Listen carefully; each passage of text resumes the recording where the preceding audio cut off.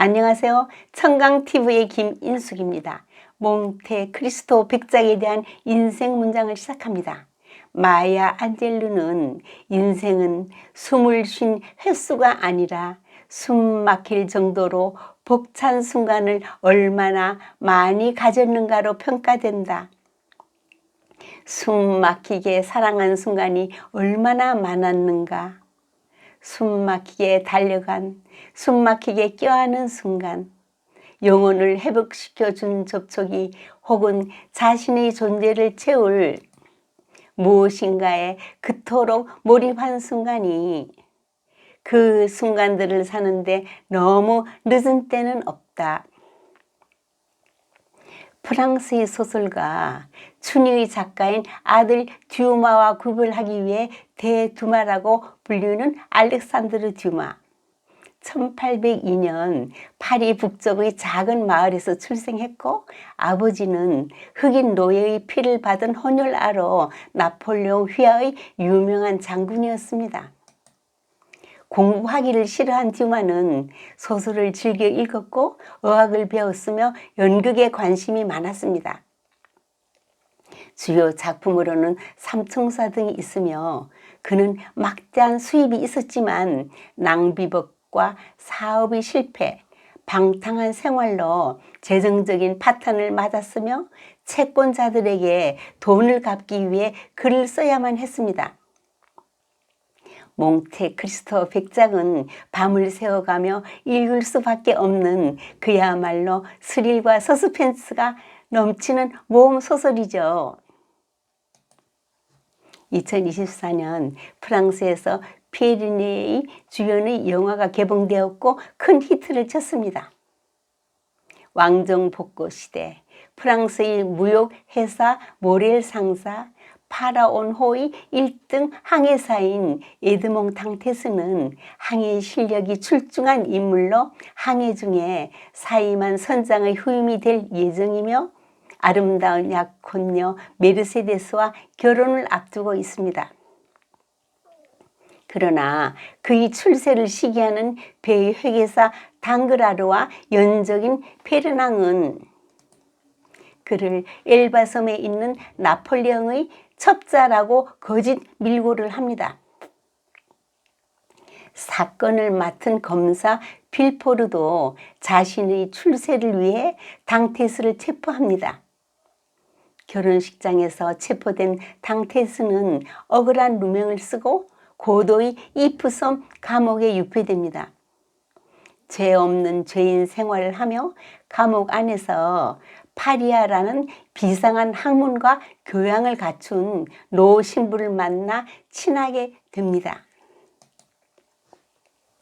당테스는 그로부터 각종 학문과 귀족으로서의 소양을 배우고 르네상스 시기에 이탈리아 추기경이 몽테크리스토 섬의 동굴 안에 막대한 보물을 숨겨놓았다는 사실을 당테스에게 알려줍니다. 두 사람은 탈옥을 계획하지만 신부는 죽음에 이릅니다. 폭풍우가 몰아치는 날밤 당테스는 15년의 옥살이 끝에 파리아의 시체와 자신을 바꿔치기로 기적적인 탈옥에 성공합니다. 갖은 고생 끝에 몽테크리스토 섬에서 보물을 찾아 거부가 된 당테스는 이탈리아 토스카나에서 백작의 좌기를 사서 몽테크리스토 백작으로 신분을 바꾼 뒤 파리 사교회에 등장합니다. 그를 거짓 밀고를 했던 당그라르는 대은행장에서 납작으로 당시 사건을 맡은 검사 빌포르는 검찰총장, 페르낭은 육군 중장의 백작이 되어 있었습니다. 당테스의 약혼녀였던 메르세데스는 당테스가 죽은 것을 알고 페르낭의 간청으로 그의 아내가 되어 있었습니다.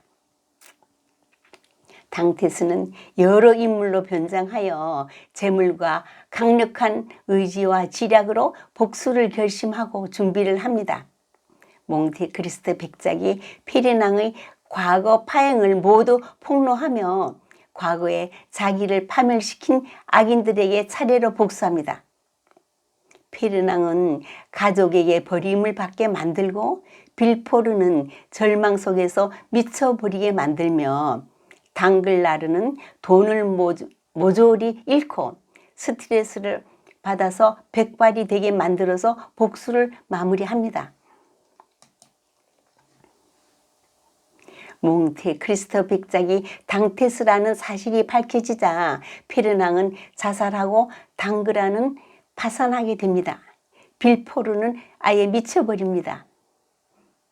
당테스는 마지막에 은인의 아들이 결혼하는 것을 축복하고 그들에게 거액의 재산을 남긴 채 새로운 연인인 하이데와 종족을 감춥니다.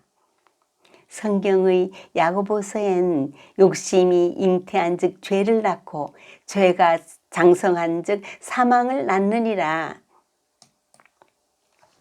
히틀러는 독재자로서 암살을 극도로 두려워했습니다. 점성가는 히틀러에게 당신은 유태인의 축제일에 암살된다고 말했습니다. 히틀러는 친위대 사령관을 불러 앞으로 유태인의 축제일에는 경비를 보통 때보다도 10배를 엄중히 하라고 명령했죠. 점성가는 그럴 필요는 없고 그래봤자 아무 소용이 없습니다. 당신이 암살된 날이 유태인의 축제일이 될 것이니까요. 만발한 봄 꽃들도 서서히 자취를 감추어가고 초록의 실록이 한창입니다. 우리 마음도 초록빛으로 즐거운 날이 되십시오. 감사합니다.